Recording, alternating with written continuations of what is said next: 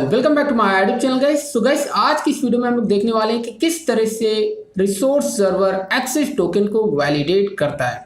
मतलब कि guys, client जब भी रिसोर्स सर्वर के रिसोर्स को एक्सेस करने की कोशिश करता है, एंड पॉइंट्स को, रिसोर्स सर्वर के एंड पॉइंट्स को, तो उसे एक एक्सेस टोकन भेजना होता है रिसोर्स सर्वर पे। उसी की मदद से ही वो ऑथराइज होता है, तभी वो एक्चुअल में रिसोर्स सर्वर के रिसोर्स को एक्सेस कर पाता है।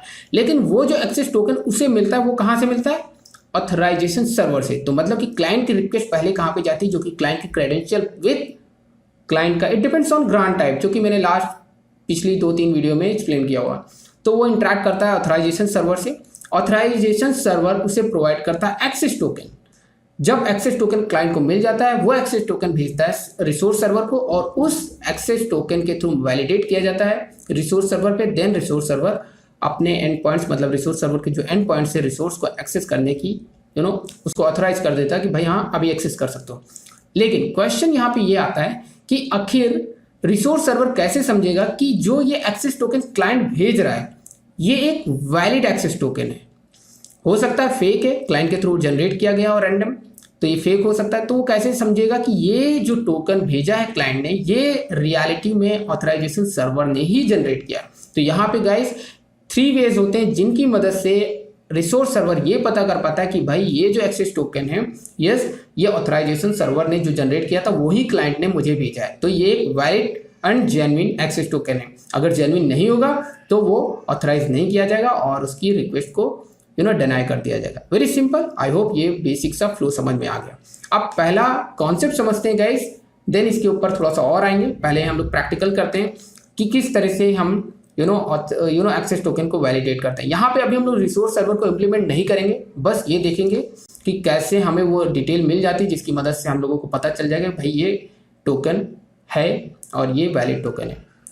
नेक्स्ट वीडियो में देखेंगे एक्चुअल में रिसोर्स सर्वर का इम्प्लीमेंटेशन। अभी के लिए हम लोग सिर्फ देखने वाले कि किस तरह से वैलिडेट होगा, किस तरह से वो टोकन रिसोर्स सर्वर का मिलेगा हमें।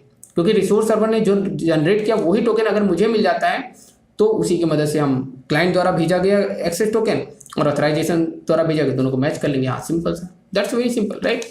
ओके, नाउ गाइस, यहाँ पे राइट क्लिक करते हैं स्प्रिंग स्टार्टर प्रोजेक्ट, और यहाँ पे सिंपल सा एक प्रोजेक्ट स्प्रिंग सिक्योरिटी नाम का बनाएंगे, और यहाँ पे इसको हटा दो यहाँ से डिस्क्रिप्शन, और यहाँ पे 3 डिपेंडेंसीज ऐड करनी, spring security, spring web and cloud OAuth 2। Finish किया गाइस, और यहाँ पे थोड़ा सा फास्ट जाऊँगा क्योंकि मैंने प्रीवियस वीडियोज़ में बेसिक कॉन्सेप्ट एक्सप्लेन कर रखे हैं। अगर आप हमारे चैनल पर न्यू हो तो प्लीज़ आप स्टार्टिंग की वीडियोस पहले प्रीफर करो। That's it. ओके गाइस, यहाँ पे सिंपल सा क्लास है। तो लेट्स से मैं पहले एक क्लास क्रिएट करता हूँ। लेट्स से सबसे पहले यूज़र कॉन्फिग, जिस पे यूज़र की डिटेल होगी, यूज़र मैनेजमेंट से रिलेटेड, मतलब यूज़र कॉन्फिग जैसे कि हम लोग देखते हैं। तो लेट्स से यहाँ पे पैकेज, लेट्स से कॉन्फिग रख लेते हैं, कॉन्फिग और फिनिश। और यहाँ पे गाइस हम लोग करेंगे कॉन्फ़िगरेशन एंड यहाँ पे guys extends web security configure adapter, very simple. And यहाँ पे let's say public user details service copy and paste user, और इसको हम लोग रजिस्टर करेंगे कहाँ पे? स्प्रिंग कॉन्टेक्स्ट में, राइट? तो स्प्रिंग कॉन्टेक्स्ट में रजिस्टर करना है, तो इसको बीन एनोटेशन से एनोटेट करेंगे। एंड यहाँ पे गाइस हम लोग यूज़र क्रिएट करेंगे इन मेमोरी लेवल पे। तो लेट्स से कि यहाँ पे in memory user detail, yes, यहाँ पे यूज़र कर लेते हैं and new in memory user detail manager, I mean, right? और यहाँ पे लेट्स से मैं यूज़र क्रिएट करूँगा। 1 सेकेंड, थोड़ा सा स्ट्रेच कर देता हूँ इसको। एंड नाउ गाइस यहाँ पे लेट्स से यूज़र डॉट क्रिएट यूज़र, और इसी के अंदर यूज़र बिल्डर की मदद से यूज़र क्रिएट करेंगे। यूज़र, ओके, ये क्या कर रहा हूँ, user, okay, with user name, end user name let's say यहाँ पे रख लेते हैं जॉन, ओके। एंड यहाँ पे लेट्स से पासवर्ड लेट्स से 1 2 3 4, एंड इसको not scope which is authorities which is a string, और यहाँ पे let's say authority read and dot build। मुझे पता है गाइस, हो सकता है ना दिख रहा हो स्क्रीन पे, तो मैं इसको स्प्लिट कर देता हूँ। Just minute guys. तो सबसे पहले यहाँ से स्प्लिट किया and then split split and very simple guys, और ये कर दिया यहाँ से और ये यहाँ से, तो अभी प्रॉपर दिख रहा है गाइस। तो यहाँ पे यूजर बिल्डर की मदद से यूजर क्रिएट किया और यूजर को ऐड कर दिया यूजर में, और फाइनली गाइस यहाँ पे यूजर क्रिएट हो गया, इसको रिटर्न कर देते हैं यूजर। ओके, वेरी सिंपल, ये सब कुछ एक्सप्लेन किया है। आप फर्स्ट की 2-3 वीडियो देखोगे तो आपको समझ में आ जाएगा, और ये शायद आप session 4 I think video number 4 देखोगे, उसमें सारी चीज़ें हैं इनसे रिलेटेड जो भी है, तो स्टार्टिंग की वीडियो देखोगे समझ में आ जाएगा। Okay, public password encoder, okay तो let's say P, okay and इसको भी मैं बीन बनाऊंगा, बीन एंड यहाँ पे let's say no op password, चलिए नो ऑफ नहीं यूज़ करते इस बार, रिटर्न, ओके ताकि आपको ये भी पता चले। bcrypt भी मैंने शायद 4th वीडियो में ही डिस्क्राइब किया हुआ विद प्रैक्टिकल, तो वहाँ पे समझ में आ जाएगा। ओके, इतना करने के बाद गाइस इतना सिंपल सा है, और एक मेथड है जिसको ओवरराइड करना है, ऑथेंटिकेशन मैनेजर। यहाँ पे मैं जल्दी चल रहा हूँ, कुछ भी एक्सप्लेन करने वाला नहीं, क्योंकि सारी चीज़ें मैंने पहले से एक्सप्लेन कर रखी है, और इसको भी फाइनली मैं बीन बनाऊंगा।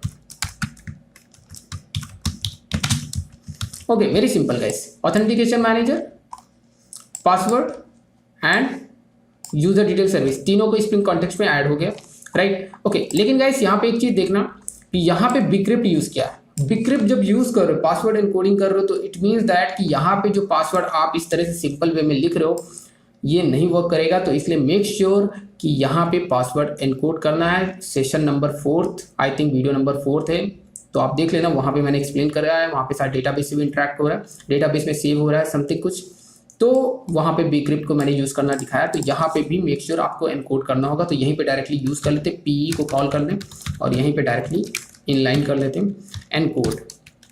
तो इसको इसके अंदर रखेंगे गाइस एंड दैट्स इट, ताकि एनकोड हो जाए, इनक्रिप्ट हो जाए, you can say that, right, that's it, very simple.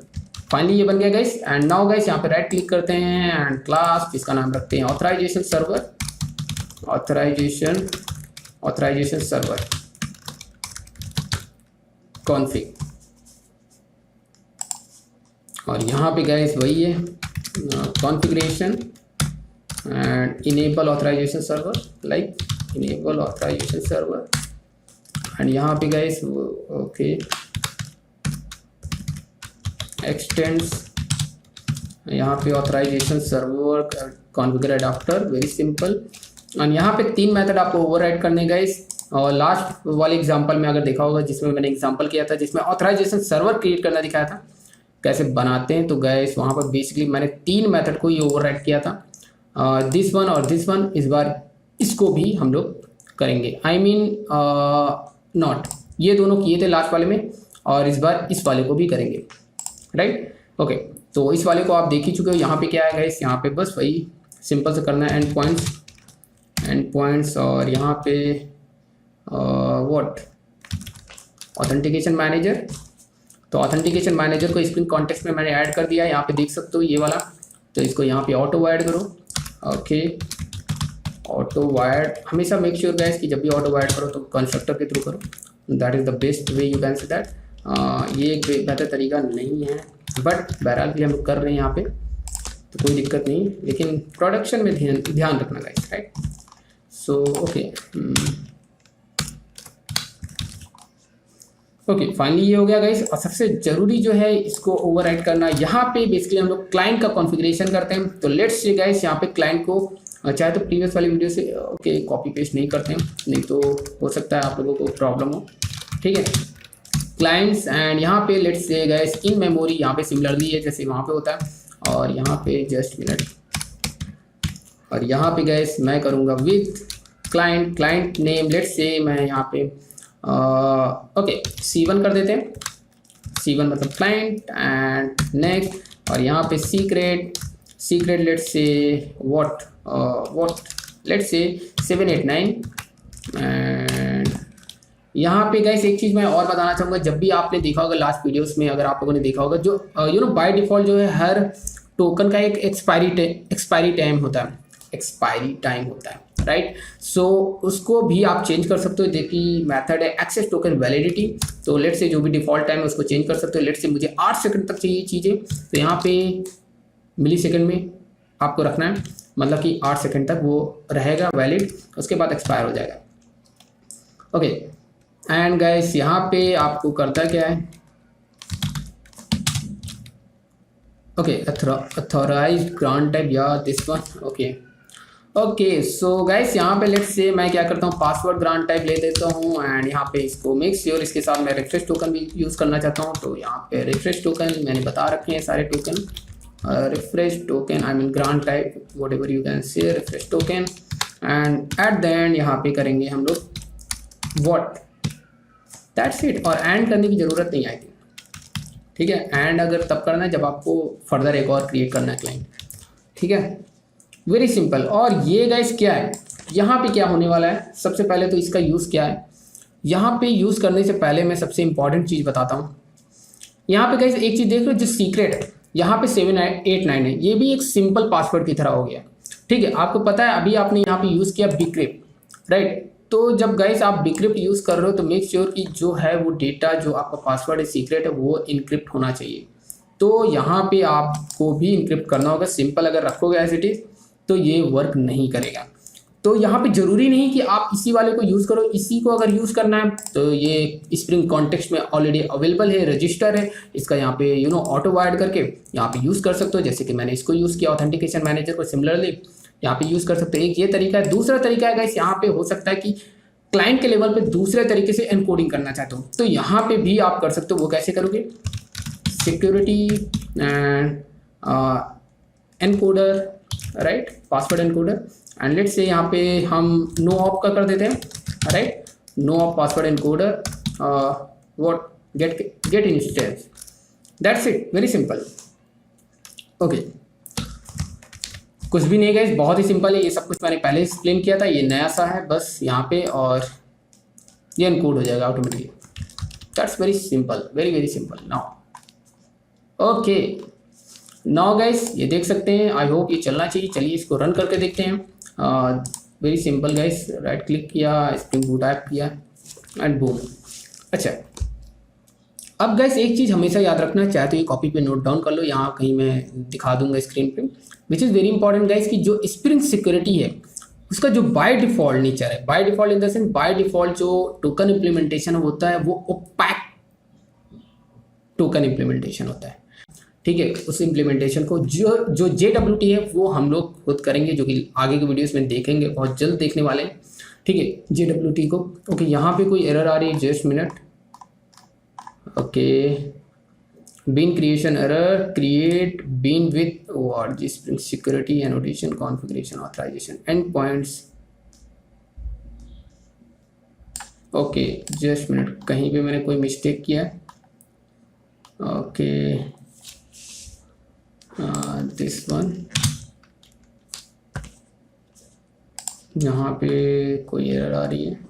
Okay, ये रहा मेरा सेमी कॉलन मिस्टेक हो गया है, राइट। रिफ्रेश करते हैं, रिलॉन्च करते हैं I mean. Okay so now guys, सबसे पहले मैं क्या करता हूँ, इन सभी को यार क्लियर कर देता हूँ, क्लियर ऑल कर दो ताकि कोई कंफ्यूजन ना रहे। एंड इसको भी यहाँ से क्लोज कर दो और डोंट सेव, ठीक है, और इसको भी यहाँ से यार क्लोज ही कर दो, ठीक है। इस वाले को यूज़ कर लेते हैं। सिंपली गाइस करना क्या है, वही है 8080 OAuth टोकन जो कि एंड पॉइंट्स हैं, और यहाँ पे ग्रांट टाइप मैंने पासवर्ड यूज़ कर रखा। यूज़र नेम गाइस हमारा है जॉन एंड पासवर्ड हमने 1234 यूज़ किया है, इसको रीड है। बट ऑथराइजेशन जो कि मतलब कि क्लाइंट का क्रेडेंशियल होगा तो यहाँ पे बेसिक और यहाँ पे हमारा है व्हाट C1 एंड यहाँ पे हमारा है पासवर्ड व्हाट 789। एक बार देख लेते शो करके। एंड गाइस नाउ मैं हिट करके देखता हूँ क्या होता है। So guys you can see यहाँ पे कुछ भी नहीं आया, 1 second. Okay unauthorized, just minute guys, कुछ मैंने मिस्टेक किया। और token grant type, password is grant type या user name is John, password is 123, scope is read and C2 use हो गया गाइस, यहाँ पे C1 होगा। Very big mistake, very tiny mistake you can see that. So guys you can see here, यहाँ पे मुझे response मिल चुका है, एक्सेस टोकन आ गया। और यहाँ पे देख सकते हो गाइस, यहाँ पे मैंने 8 सेकेंड, ठीक है, मतलब 8000 लिखा था तो यहाँ पे 7999 एग्जीक्यूट होते होते एक कम हो जाता है, वो whatever you can see that. तो हमेशा आपको ऐसे ही देखने को मिलेगा। अगर 5000 आप लिखोगे तो 4999 मिलेगा। तो यहाँ पे देख सकते हो आप एक्सपायरी टाइम को भी मॉडिफाई कर सकते हो अकॉर्डिंग टू योर चॉइस, जिसकी मदद से कर रहे हैं। ये है access token validity seconds, right. और गाइस ये रहा मेरे पास रिफ्रेश टोकन। रिफ्रेश टोकन क्या करता है गाइस, इसकी मदद से आपका जब टोकन एक्सपायर हो जाता है तो इसी टोकन को यूज करके रिफ्रेश टोकन से हम रीजनरेट कर पाएंगे अपना एक्सेस टोकन। और जब एक्सेस टोकन रीजनरेट होता है तो अगेन आपका रिफ्रेश टोकन भी रीजनरेट होता है हमेशा। तो ये आप लूप में बार बार रीजनरेट कर सकते हो। तो गाइस वो एक्चुअली पता कैसे करेगा कि रिसोर्स सर्वर कि ये क्लाइंट ने जो एक्सेस टोकन भेजा है ये एक्चुअली में ऑथराइजेशन सर्वर ने ही जनरेट किया था। चलिए इसे देखते हैं गाइस। तो क्या करना है गाइस, सबसे पहले यहाँ पे आना है, just minute, let's say yes project पे। अब गाइस एक चीज समझना कि हमें जो ऑथराइजेशन सर्वर ने टोकन जनरेट किया है, जो क्लाइंट भेज रहा है टोकन, उनको मैच करना है कि भाई दोनों का सेम होगा तो समझ लो कि हाँ भाई ऑथराइजेशन वाला। अदरवाइज हमें लगेगा कि क्लाइंट जो टोकन भेज रहा है वो फेक है, तो हम उसे उसकी रिक्वेस्ट को अलाउ नहीं करेंगे रिसोर्स सर्वर पे। तो उसके लिए आपको करना क्या गाइस, सबसे पहला पॉइंट है यहाँ पे, ओके ये गलती से हो गया। ओके सो गाइस सबसे इंपॉर्टेंट चीज़ ये है कि जब भी आप अपनी एप्लीकेशन को रन करते हो तो अगर आप कंसोल ओपन करोगे तो यहाँ पे आपको एक चीज़ देखने को मिलता है, वो है एंड पॉइंट्स। क्या है, ओ और टोकन हम लोग देख ही चुके हैं। ये एंड पॉइंट्स है ओ और चेक टोकन। तो अगर मैं इसको कॉपी करूँ, राइट, इसको कॉपी करूँ एंड इसको मिनिमाइज करूँ एंड सेव करूँ और एक बार इसको फिर से रिलॉन्च कर देते हैं। रन हो ही रहा था, रिलॉन्च करने की ज़रूरत नहीं थी, बट स्टिल ठीक है। कैसे करेंगे गाइस, अभी तो हमने रिसोर्स सर्वर इंप्लीमेंट नहीं किया, लेकिन रिसोर्स सर्वर नेक्स्ट वीडियो में जब इंप्लीमेंट करेंगे तो पता चल जाएगा। लेकिन बहरहाल के लिए हम लोग कैसे गेट करेंगे टोकन की डिटेल को, वो चेक पॉइंट एंड पॉइंट से, मतलब कि HTTP यहाँ पे लोकल होस्ट 8080 एंड यहाँ पे वेरी सिंपल, यहाँ पे कॉलन क्वेरी स्ट्रिंग का क्वेश्चन मार्क टोकन, और ये जो टोकन मिला है इसको पेस्ट कर दो। यहाँ से ये वाला this one and copy and paste, यहाँ से बूम करते हैं गाइस। तो गाइस यहाँ पे देख सकते हो रिक्वेस्ट में मुझे रिस्पॉन्स मिल रहा है अनऑथराइज्ड रिक्वेस्ट। ऐसा क्यों मिल रहा है गाइस, सबसे इंपॉर्टेंट पॉइंट है जो कि आपको नोट डाउन करना है अपने कॉपी पे, कहीं पे भी कर सकते हो, विच इज़ वेरी इंपॉर्टेंट। यहाँ पे जो मैंने ये पॉइंट दिखाया है, जो एंड पॉइंट्स दिखाया है, ये वाला, ये नॉट ये this one actually, okay sorry, check point endpoint, check token endpoint क्या होता है, बाय डिफॉल्ट हर रिक्वेस्ट को डिनाई करता है। ये जो है यू कैन से डिसेबल होता है, यू कैन से दैट कोई भी इस रिक्वेस्ट को एक्सेस, इस पॉइंट को एक्सेस नहीं कर सकता है। तो इसको बाय डिफॉल्ट आपको मतलब होता है, डिनाइड करता है रिक्वेस्ट को, तो आपको कॉन्फ़िगर करना होगा कि वो रिक्वेस्ट को अलाउ करे, ठीक है। तो ये बहुत इंपॉर्टेंट पॉइंट है, बाय डिफॉल्ट ये रिक्वेस्ट को अलाउ नहीं करता है, हर रिक्वेस्ट को डिनाई कर देता है। तो इसको आपको कॉन्फ़िगर करना होगा, तब ये रिक्वेस्ट को अलाउ करेगा। सो दैट्स वाई यहाँ पे वो चीज़ मुझे नहीं मिल रही, यहाँ पे अनऑथराइज मिल रहा है, राइट। ओके तो कैसे करेंगे गाइस, यहाँ पे एक्चुअल में ये जो कॉन्फ़िगर मेथड है ये वही काम कर रहा है। यहाँ पे जो सबसे इंपॉर्टेंट है वो ये है गाइस कि यहाँ पे आना है और आपको यूज़ करना है, जस्ट मिनट, ये क्या कर रहा हूँ, access, what is the name, actually मैं भूल गया हूँ, चेक टोकन एक्सेस, या तो यहाँ पे आपको यूज़ करना है इज ऑथेंटिकेटेड, ठीक है। ऑथेंटिकेटेड क्यों यूज़ कर रहा हूँ अभी मैं एक्सप्लेन करूँगा। लेट्स से यहाँ पे colon, okay semi colon refresh किया, ओके।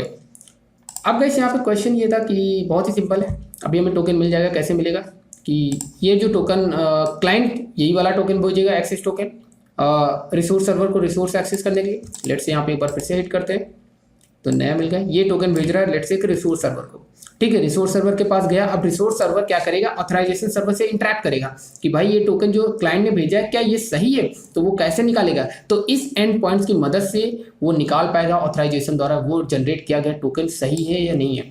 तो पहले तो ये समझो कि वो और चेक पॉइंट टोकन करता क्या, देखता है पहली बात ये टोकन एग्जिस्ट करता है या नहीं करता है, जो यहाँ पे आप भेज रहे हो, ठीक है, ये एग्जिस्ट करता है या नहीं करता। अगर वह एग्जिस्ट करता है तो किस क्लाइंट के थ्रू और किस यूजर के लिए ये जनरेट किया गया था, वो प्रॉपर चेक कर लेता है, मेक श्योर हो जाता है, देन वो सोचता है हाँ ठीक है वैलिड है ये क्लाइंट, और इसको अभी ये रिक्वेस्ट अलाउ कर देते हैं, हमारे रिसोर्स को ये एक्सेस कर सकता है, अदरवाइज डिनाई कर देगा। लेट्स से मैंने इसको हिट किया एंड अगेन आपको मिलता है अनऑथराइज्ड। क्यों मिल रहा है गाइस, क्योंकि यहाँ पे मैंने यूज किया इज ऑथेंटिकेटेड। इज ऑथेंटिकेटेड मतलब कि कोई भी ऑथराइजेशन सर्वर से एक्सेस टोकन की डिटेल नहीं ले सकता है, वैलिडेट नहीं कर सकता। मतलब वैलिडेट करना है तो पहले तो बताना होगा कौन है वो बंदा, खुद की डिटेल पहले वो प्रोवाइड करे, ठीक है। इसलिए ये मेक श्योर कि किसी ना किसी तरह का ऑथेंटिकेशन होना चाहिए उसमें।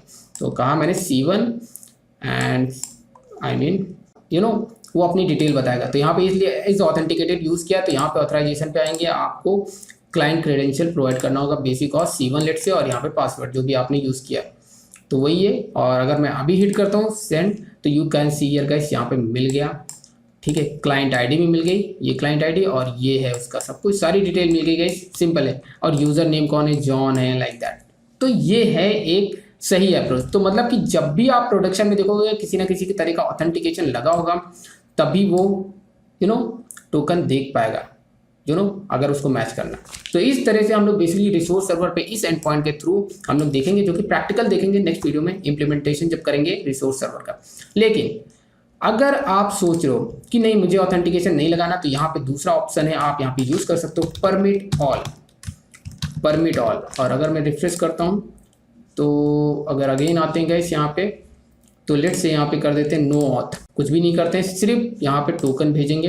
लेट्स से मैंने सेंड किया एंड ये टोकन कॉपी किया और मुझे डिटेल चाहिए लेट्स से, तो ये पेस्ट किया, ठीक है, और ये कर दिया। तो गाइस आप सोचोगे कितना सरल है ये वाला, इसमें सिर्फ हेडर्स में हमें सिर्फ टोकन की डिटेल भेजनी है और यहाँ पे बेसिक और नहीं भेजना। लेकिन ये सही तरीका नहीं है, आपको प्रोडक्शन में नहीं मिलेगा, क्योंकि मेक श्योर कि किसी ना किसी तरह का ऑथेंटिकेशन लगा होना चाहिए। ऐसे तो कोई भी देख सकता है कि भाई हाँ जो टोकन आपने क्लाइंट ने भेजा है रिसोर्स सर्वर को, ठीक है, और किसी भी तरह के रिसोर्स को, वो बस क्लाइंट एक्सेस टोकन पा गया, वो ऑथराइजेशन से बस रिक्वेस्ट करेगा इस एंड पॉइंट से और उसको ये डिटेल मिल जाएगी। तो this is not a best approach, right. I hope आपको ये बात समझ में आई होगी। फिर भी मैं एक सबसे इंपॉर्टेंट जो है वो है फ्लो समझाने वाला हूँ। फ्लो कैसा है गाइस, ये बेसिकली इंट्रोपैक्शन वे में ये काम करता है। मतलब कि गाइस इसका कहने का मतलब है कि जो ये तरीका है जो ये कर रहा है ना, डायरेक्टली क्या कर रहा है, यहाँ पे क्लाइंट ने इंटरेक्ट किया ऑथराइजेशन से, क्लाइंट एक्सेस टोकन मिला, एक्सेस टोकन को फिर उसने भेजा है रिसोर्स सर्वर को। अब रिसोर्स सर्वर वैलिडेट कैसे करता है, इंट्रोपैक्शन के तरीके से। मतलब इंट्रोपैक्शन में क्या होता है कि रिसोर्स सर्वर डायरेक्टली इंटरेक्ट करता है ऑथराइजेशन सर्वर से कि भैया मेरे को ये टोकन क्या वैलिड है या नहीं है, मुझे बताओ, तुमने ही जनरेट किया है या नहीं जनरेट किया। तो कहता भाई हाँ हमने जनरेट किया। अगर कहता नहीं जनरेट किया, जो क्लाइंट ने भेजा है वो फेक है, तो मैच किया नहीं, तो वो इनवैलिड रिक्वेस्ट हो जाएगी। तो ये होता है इंट्रोपैक्शन वे। मतलब कि इसमें जो है रिसोर्स सर्वर डायरेक्टली इंटरेक्ट करता है ऑथराइजेशन सर्वर से। दूसरा जो तरीका होता है गाइस वो होता है black boarding approach. Black boarding approach में क्या होता है कि जब भी गाइस, ऐसा तो आपको पता ही है कि जब भी इन रियल एप्लीकेशन में क्या होता है कि जब भी आपका टोकन एक्सेस टोकन जनरेट किया जाएगा क्लाइंट के लिए, उससे पहले कहीं ना कहीं डेटाबेस में स्टोर किया जाएगा। अभी के लिए तो हम लोग ऐसे देख रहे हैं, लेकिन रियलिटी में क्या होता है डेटाबेस में स्टोर होगा। तो वहां पे क्या हो सकता है, ऑथराइजेशन सर्वर का, रिसोर्स सर्वर का सेपरेट डेटाबेस हो सकता है। लेकिन ब्लैक बोर्डिंग अप्रोच में क्या होता है कि रिसोर्स सर्वर और ऑथराइजेशन सर्वर सेम डेटाबेस को यूज करेंगे, जो कि आपको डायग्राम में दिखेगा। तो इसमें क्या होगा कि जैसे ही टोकन जनरेट हुआ, जनरेट होने के बाद क्लाइंट को भेजने से पहले उसको स्टोर करेगा डेटाबेस में, उसके बाद भेजेगा क्लाइंट को। अब क्लाइंट रिक्वेस्ट करेगा एक्सेस टोकन के साथ रिसोर्स सर्वर को रिसोर्स एक्सेस करने के लिए। अब जब रिसोर्स सर्वर के पास आएगा तो रिसोर्स सर्वर क्या करेगा, इस बार ऑथराइजेशन से इंटरेक्ट नहीं करेगा, ये जाएगा डेटाबेस से वो टोकन फेच करेगा जो ऑथराइजेशन ने जनरेट करके टोकन स्टोर किया था डेटाबेस में, और उसको पिक करके फिर देखेगा रिक्वेस्ट वैलिड है या नहीं वैलिड है। तो ये ब्लैक बोर्डिंग अप्रोच होती है। लेकिन इसमें गाइस गलत, मतलब ये बहुत यूजफुल नहीं माना जाता, क्योंकि शेयर डेटाबेस को यूज कर रहे हैं, एक जनरेट करके उसी डेटाबेस में स्टोर कर रहा है, उसी डेटाबेस से फेच करके हम टोकन निकालें। So this is a black boarding approach. And third way guys क्या है, उसको मैं अभी होल्ड करूंगा, क्योंकि उसको देखेंगे नेक्स्ट वीडियो में, जब हम लोग एक्चुअल में रिसोर्स सर्वर का इंप्लीमेंटेशन पार्ट देखेंगे, जैसे रिसोर्स सर्वर को एक्चुअली इंप्लीमेंट कैसे करते हैं, तब उसमें बेहतर तरीके से चीजें समझ में आएंगी। उम्मीद करता हूँ गाइस ये वीडियो आपको पसंद आई होगी और इस वीडियो का जो कंटेंट है वो भी आपको समझ में आया होगा। तो गाइस इस वीडियो में इतना ही। फिर like it, then give us thumbs up and please do subscribe my channel. Thanks for watching.